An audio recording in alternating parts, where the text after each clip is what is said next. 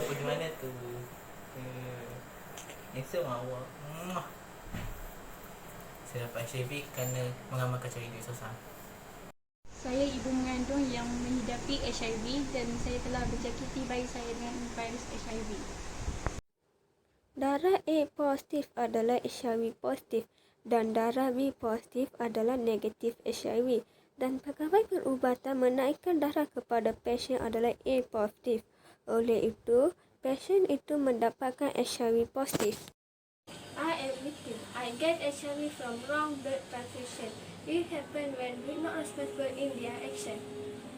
I was scrolling through my notes, heart was broken, still not growing. Saya mendapat jangkitan HIV melalui perkongsian gelas bersama individu yang positif virus HIV.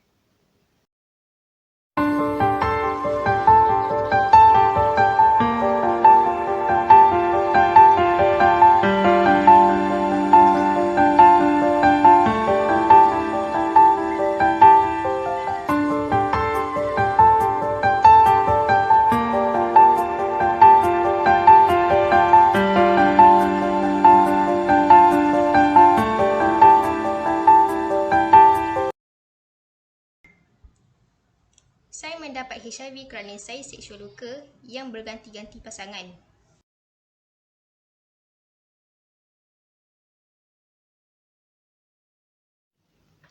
Assalamualaikum kepada media wanita yang saya hormati dan rakan-rakan yang saya kasihi sekalian. Hari ini kumpulan kami akan bertangkap tajuk mengenai prosesi pelajar mengenai bahayanya HIV. Dan terlebih dahulu ingin saya memperkenalkan adik-beradik saya iaitu Nora Ana MS67, Nur Syahada Snida MS66, Lutfi Hadi MS17, Rashid Tawandu MS50, Nisatul Akmal MS20 dan saya Daniel Shah MS03.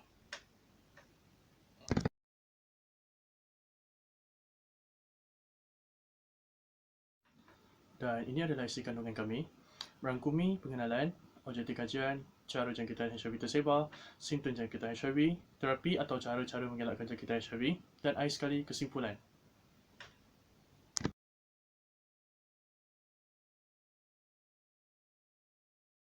Assalamualaikum, nama saya Nur Syahida Asnida, matric number MS66. Hari ini saya ingin membentangkan tentang pengenalan HIV.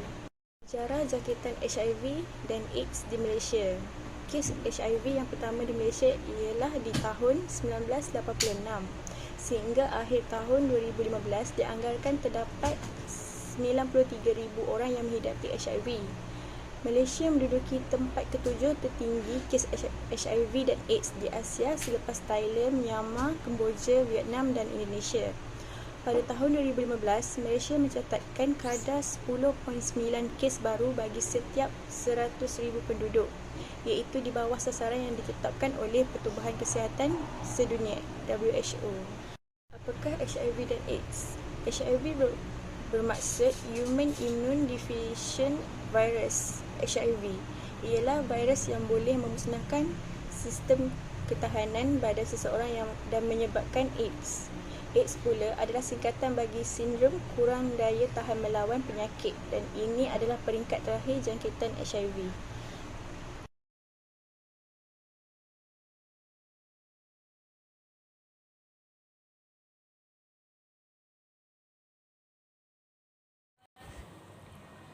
Assalamualaikum to Madam Lina and all my fellow friends.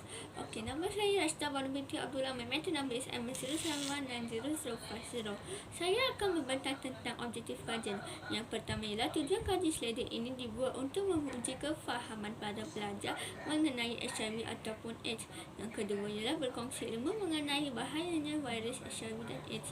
Dan ketiga ialah akhiri dengan kaedah rawatan yang diterima oleh pesakit HIV ataupun AIDS dan panduan mengelak penyakit HIV ataupun AIDS dari berjangkit.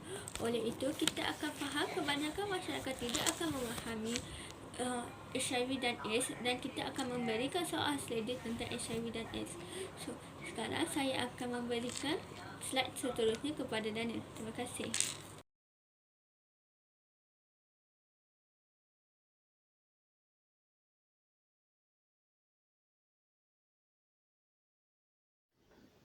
cara jangkitan HIV atau AIDS tersebar. Bagaimanakah HIV atau AIDS tersebar? HIV mudah dijangkiti melalui cara cecair badan seperti darah, air mani dan cecair paras. Seterusnya ialah susu ibu, kerana HIV boleh merebak melalui hubungan seks bebas bersama individu yang telah pun dijangkiti oleh virus HIV. Seterusnya, penyumbang utama kepada virus HIV ini adalah penagih dadah kerana mereka berkongsi jarum dan alat suntikan mereka. Seterusnya, melalui proses pemindahan darah dan organ yang tercemar dengan virus HIV. Ia bermaksud jika seseorang itu mengidap HIV, lalu dia menderma organnya kepada individu lain, maka individu tersebut akan dijangkiti HIV.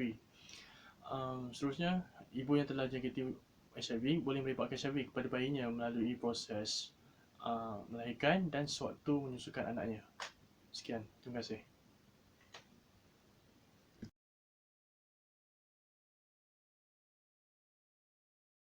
Assalamualaikum and good afternoon, Madam Nur Alina. My name is Muhammad Lufi Hadi bin Muhammad Yusof. My meeting number is MS17. I'm from Group Jabal Al-Hayyan. I'm going to talk about simptom jangkitan HIV. Kebanyakan pesakit HIV tidak sedar mereka dijangkiti penyakit HIV. Sebilangan pesakit mengalami gejala-gejala seperti berikut dalam masa 1 hingga 6 minggu selepas dijangkiti kuman HIV. Nombor 1, demam. Nombor 2, sakit tekak dan batuk. Nombor 3, sakit otot. Nombor 4, sakit kepala. Nombor 5, cirit-birit. Nombor 6, bekak-bekak kelenjar. Nombor 7, letih. Nombor 8, ruam. Nombor 9, sakit sendi. Nombor 10, turun berat badan. Saya akan berikan presentation seterusnya ini kepada Niza. Terima kasih.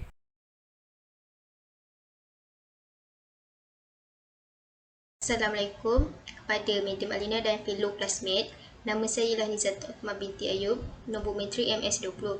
Saya akan membentangkan tentang rawatan atau cara-cara mengelakkan jangkitan HIV. Kementerian Kesihatan Malaysia menawarkan rawatan HAART yang merupakan sekurang-kurangnya kombinasi 3 jenis ubat HIV yang mengurangkan jumlah virus HIV dalam badan.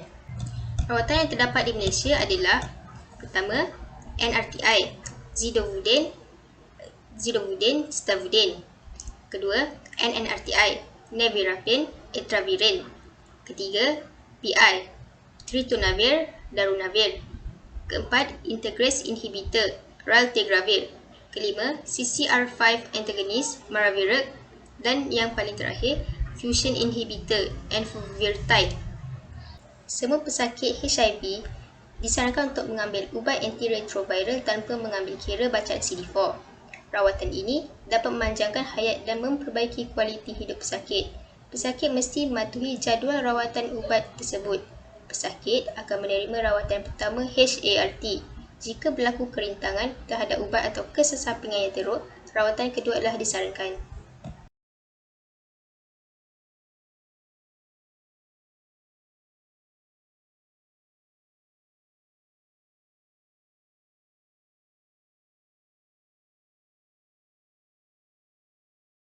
Assalamualaikum dan selamat pagi kepada Madam Lina dan kawan-kawan sekalian. Saya Nora Anna binti Uthman. Saya akan membentangkan mengenai cara-cara mengelak jangkitan HIV. Metrik nombor saya 67. Pencegahan di kalangan individu berisiko tinggi dan orang awam adalah penting disebabkan tiada ubat untuk menyembuhkan penyakit AIDS dan begitu juga vaksin untuk mencegah. Jauhi diri daripada mengadakan hubungan seks bebas. Amalkan hubungan seks selamat termasuk menggunakan kondom. Gunakan jarum baru atau alat suntikan yang pakai buang. Jangkitan melalui ibu kepada anak dapat dikurangkan dengan mengambil antiviral sewaktu mengandung dan bersalin. Pembedahan cesarean section yang dirancang dan mengelakkan penyusuan susu ibu. Anggota-anggota kesihatan hendaklah sentiasa mematuhi peraturan keawalan jangkitan supaya dapat mengelak kecederaan disebabkan jarum dan alatan tajam. Individu berisiko tinggi hendaklah menjalankan ujian HIV dari semasa ke semasa. Pastikan menggunakan alat-alat yang disteril untuk menindik telinga dan membuat tatu. Sentiasa mengamalkan cara hidup sihat berlandaskan agama dan nilai-nilai murni.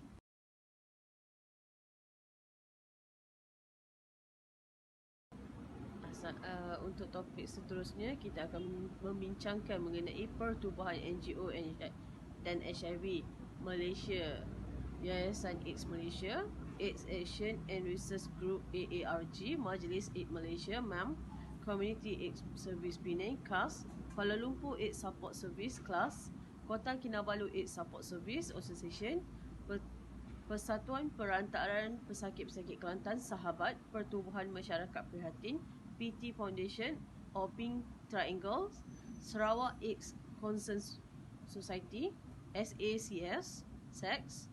Okey, pertubuhan-pertubuhan ini ditubuhkan untuk membantu pesakit-pesakit HIV menghadapi masyarakat dan juga kehidupan seharian. Persatuan-persatuan ini juga membuat kempen mengenai anti-HIV dan AIDS.